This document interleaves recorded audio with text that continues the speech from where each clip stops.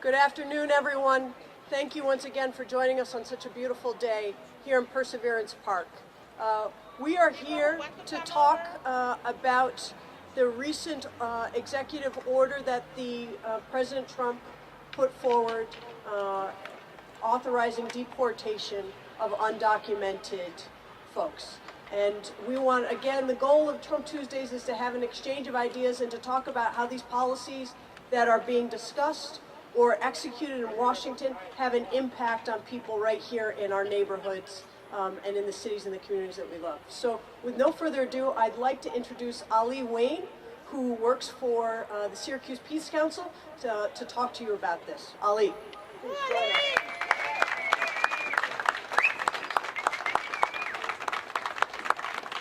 So my name is Ali Wayne. I'm with the Syracuse Peace Council and a couple of other groups, including the Black Alliance for Just Immigration. I'm an immigrant. I've been here ever since I was 9 years old. I'm 40 years old now. And I'm definitely here to stay despite what Trump has been putting out. I was just asked to speak and I didn't have anything prepared, so I just wanted to sort of speak from my heart really briefly about what's going on right now. One of the most important things that you need to understand about these executive orders is how wide and how cruel and how calculated these executive orders are. I know that there's this rhetoric out there that Trump is trying to use, saying that, he's going after the bad hombres and talking about he's going after gang members and criminal aliens and all of that. Well, based on my reading of his executive orders, he's basically allowing himself the authority to deport all 11 million undocumented immigrants. That was based on my understanding as I read the orders myself, and I thought to myself, well, I'm not a lawyer, maybe I've gotten it wrong. But when I spoke to some of my lawyer friends who read through these executive orders, they confirmed that basically no one is safe. You could have been here for many years, no criminal record, U.S. citizen, children, husbands, spouses. That doesn't mean anything under Trump's era. Now, is that acceptable to you? I want to hear it. Is that acceptable to you? There have been so many cases over the past couple of weeks that have been just heartbreaking. There was a case, and I forget which state it was, of a woman who had a brain tumor who was in the hospital. She was in the hospital, and ICE agents took her from the hospital and put her in a detention center. Is that acceptable to you? Is that the America that you believe in? There have been cases of undocumented immigrants right now who are so fearful about what's happening under the Trump administration that they're not leaving their homes right now. And beyond that, and this is the shameful part, beyond that, there are undocumented immigrants right now crossing the border into Canada in the freezing weather because they are refugees from this country. They are refugees from America because that is the country that we are in right now. Is that acceptable to you? Now, I could stand here and give you case after case after case of all of the awful things that have been happening, but what I want to leave with you is the idea that right now we are in a battle for the very soul of this country. And I'm not exaggerating here. I've been here all of my life. I have never seen an environment like this when this country, which is supposed to be the land of the free, has become a country that our immigrant friends and neighbors flee from as refugees. Now, if that's the country that you want to live in, fine by me, but I know that I will fight this. I'm glad that the mayor is here to fight this, and I certainly hope that you are able to fight this so that you can look at yourself in the mirror every day and say, when this happened, it didn't happen without me pushing back, without me fighting back. So I hope you will keep fighting for what this country is supposed to stand for. Thank you. Thank you, Ali.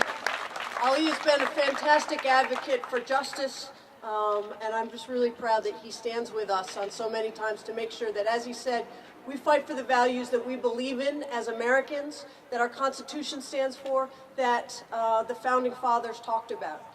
Our next speaker I'd like to bring up is Rebecca Fuentes, who works for the Workers Center, and have her also tell her story about how this is impacting people that she knows, she cares, and works with, and our neighbors. Rebecca?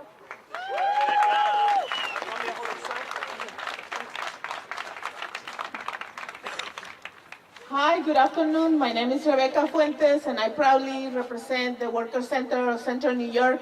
And I'm very happy to be here today and seeing all of you that are supporting immigrants and refugees and the people that are most vulnerable, that are under attack by this administration.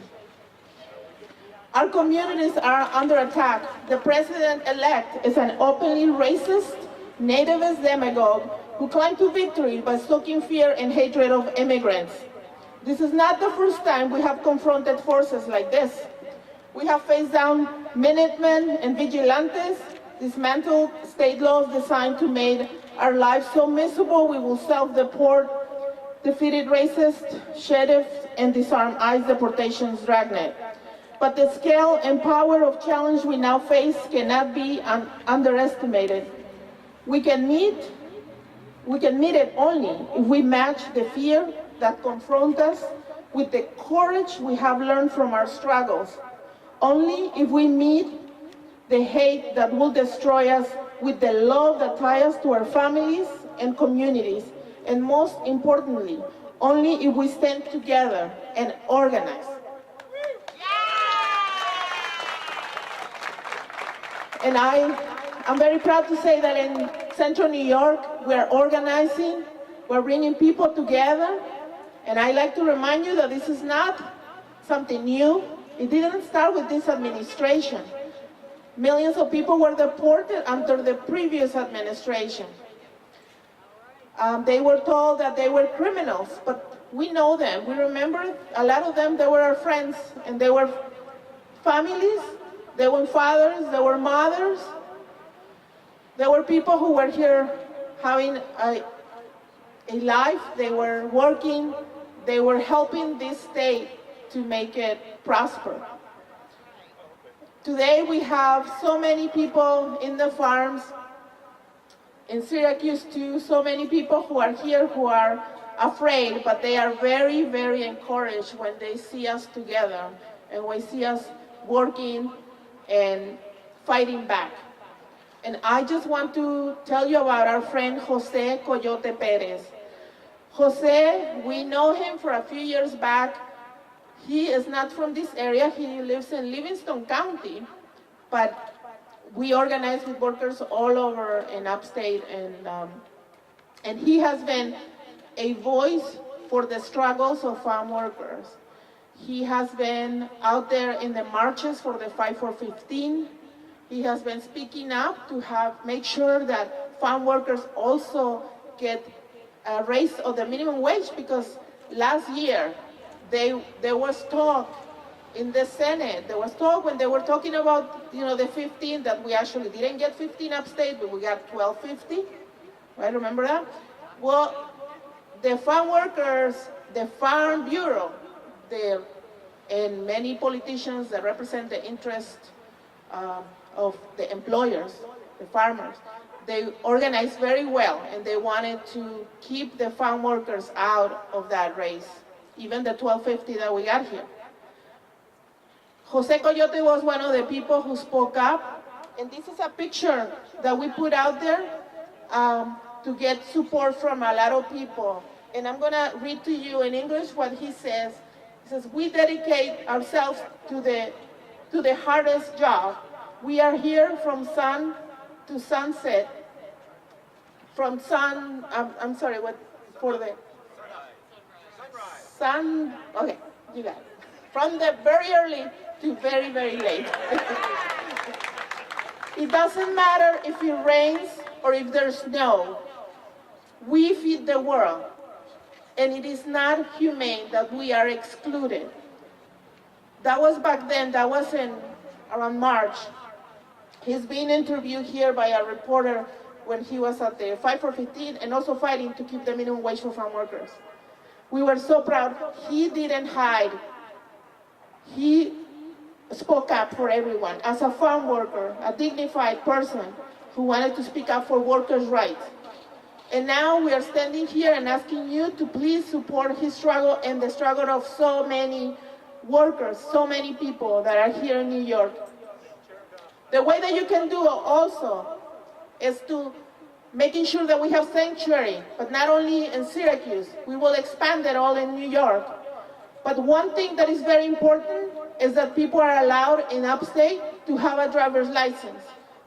Because in upstate New York, that is, if you have contact with law enforcement in a lot of the counties up there, that is the sure route for you to be deported, for you to lose contact with your family, for you to disappear.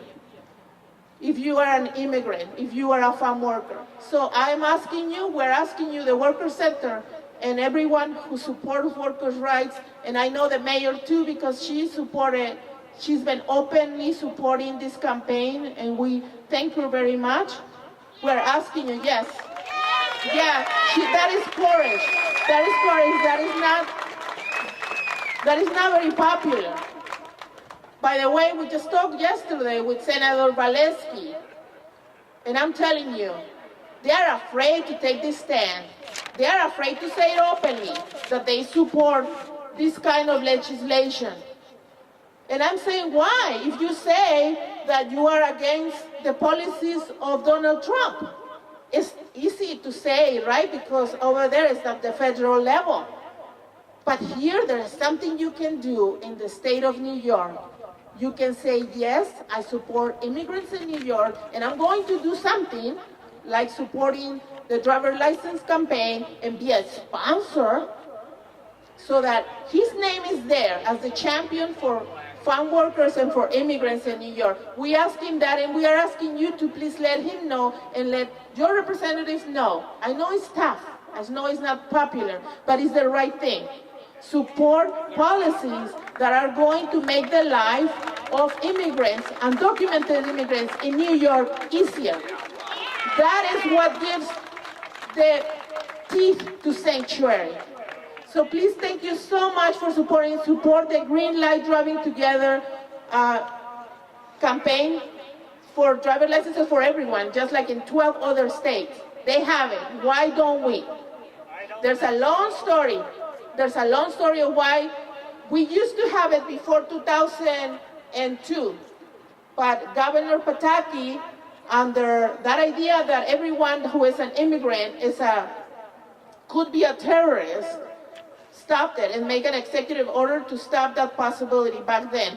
But we are here now. It's time to correct that. So please support us. We're going to Albany on Tuesday. You can come with us and be part of this group of people that are making this happening, that are making really New York a sanctuary. We also have a petition to free Jose, our friend who is in detention, he just separated from his family since Friday.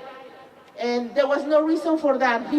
His case had been already closed, administratively closed. He's been in the United States for like 18 years.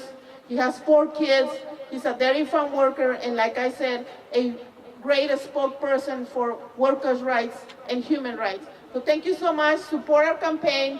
And if you have any questions for the Worker Center, for the work that we do, please ask us. And si se puede, thank you so much.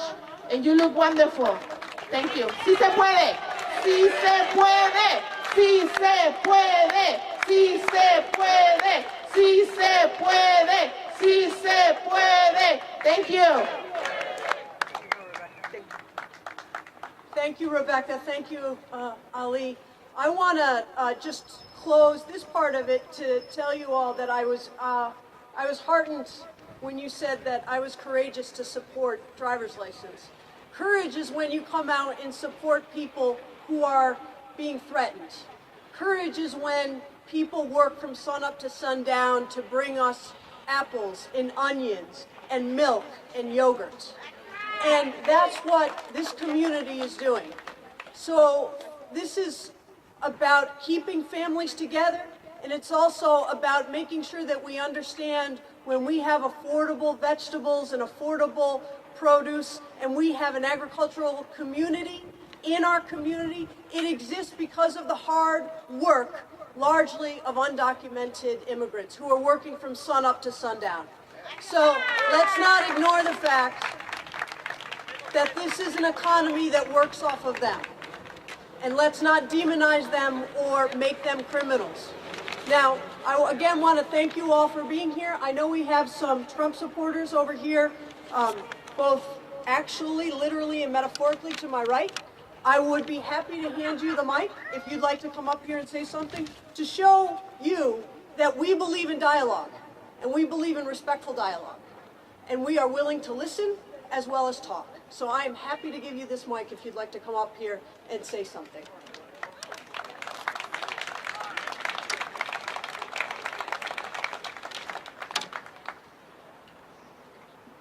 Well, thank you, Mayor Miner, for giving us an opportunity to talk. Really appreciate that.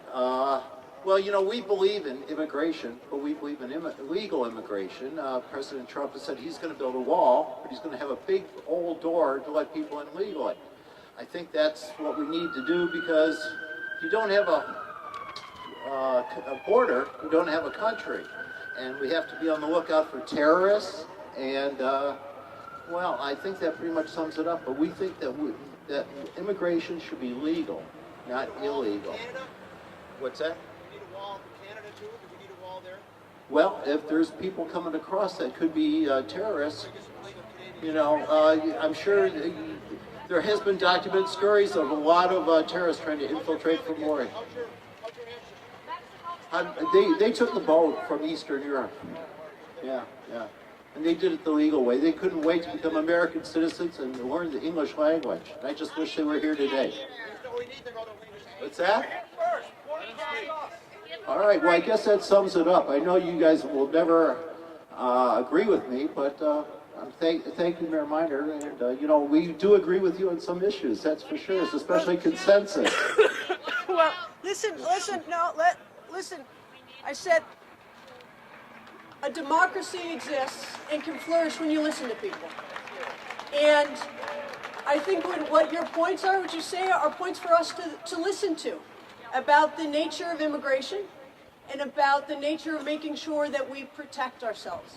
But I also want to share with you that I'm not going to say we, I think that people are being demonized. And I think that whether it was refugees from South Sudan or whether it is undocumented farm workers, they're being painted as criminals. And I have no problem deporting actual criminals. But don't paint people as criminals based on the fact that they were born in a certain place. We are not going to become a better society, and I want you to respond to this. We're not going to become a better society or have a better economy when we generalize about people based on where they were born or what their skin color is. We need to make sure that we have actual solutions to actual problems, not generalized solutions to problems that may or may not exist. Well, I would like to touch on the issue of farm workers. My grandparents ran a dairy farm in Rutland, Vermont, and believe me, no one is more cognizant of the fact of how rough agricultural work is. I spent my summers up there, and the one thing I would want to say is that a lot of these folks who are undocumented workers are not getting the regular pay that regular workers should. And I think that if we were giving everybody who worked on a farm a living wage, well, that would help solve the problem of I think the that workers. you might find a lot of agreement out there about that. Well, that's a good thing. And you know, dairy farmers, they get up at 5:30 in the morning. They go to bed about 9 o'clock, and they're with their animals, their cows, their cattle all day long. So it's a really rough life, and working in the agricultural field is brutal. I've actually done it myself. But if you give these folks a living wage, you would get American workers to do that. A lot of people don't feel that American workers are willing to work on farms. Well, that's not true. You know, I've done it myself. So, and I don't think we're really demonizing people, but if they, you know, the people who have been picked up so far with the illegal aliens, a lot of them have had sex charges, and this is true. It's documented. It's documented. I'm not making this up. So it's only folks that have criminal records who've been picked up so far. So let's just stop. I'll tell you what. I've been following this pretty closely, and that is not the facts that I have seen.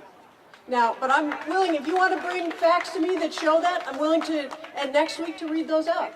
Again, I don't want to go into a phrase here, but real facts that we can all agree on. Because again, we all need to live here together. This is all of our community. This is all of our country. And the way that we're going to move forward is by listening to each other, not just booing and yelling, and not just each deciding that we're going to have our own separate facts and our own separate arguments. So I want to thank you all for being here, and we are available here for questions afterwards. But I also want to note that you're wearing shorts in February in Syracuse. Great. So one of our Trump Tuesdays was about climate change. Just want to say. All right. So thank you very much. I appreciate it. Thank you. All right. Thank you, everyone.